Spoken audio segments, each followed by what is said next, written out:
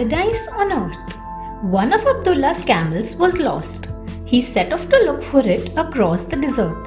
A long, tiring ride over the sands brought him to a strange sight. High walls rose around the city, and rooftops and pavilions could be seen over them.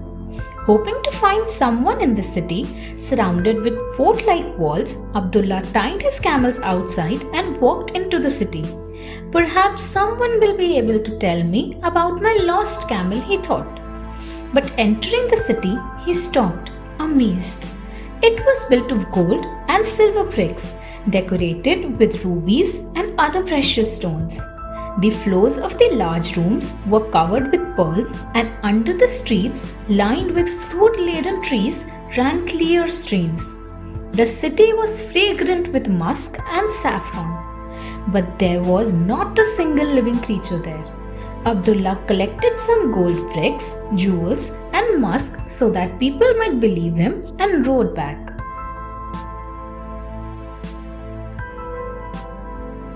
The Caliph and the Wise Man. When Abdullah returned to his own town, he told everyone what he had seen. His story came to the ears of the Caliph. The Caliph sent his minister to talk to Abdullah. He came back and said that Abdullah had proof of the city with him, as he had brought the bricks and the jewels. The Caliph wondered what this city was and called the Wise Man to ask for his opinion.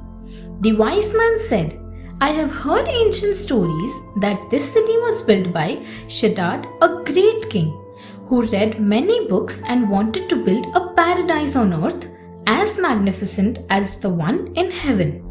He had hundreds of kings, chieftains, soldiers, and ministers. He called all of them and sent them across the world to fetch everything splendid and rare to build this paradise. While ships and caravans went out to fetch things, he set workmen to build a great fortress with 1,000 pavilions on it. Sheddards Caravan.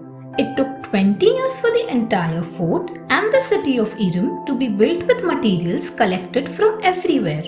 Sheddard was also busy getting together his court along with all the ladies and attendants so that he might shift all the people to his new city.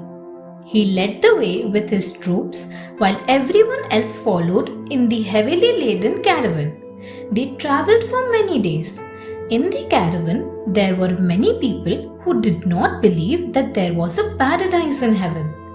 This made God very angry with Sheddard and his people. So when they were about to reach the new city, after one more day, God's anger fell on them.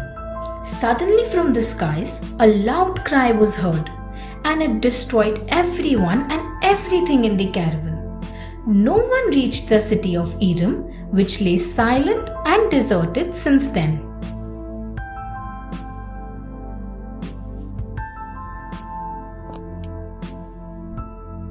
Sheddards Tomb. When Sheddard left for Iram with his court, he made his son, who was called Sheddard the Younger, the king at his old kingdom. For a long time, there was no news of his father. Then some travelers who saw the destruction carried the message to Sheddard the Younger. He went to the place with his troops and mourned for the death of his father and his people.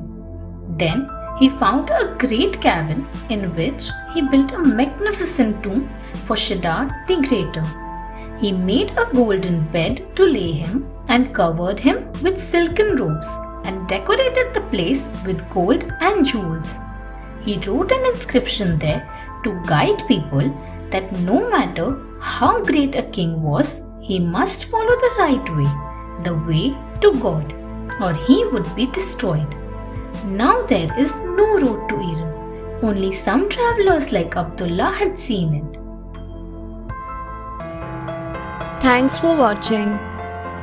Do like, share, subscribe to Sahil Book House.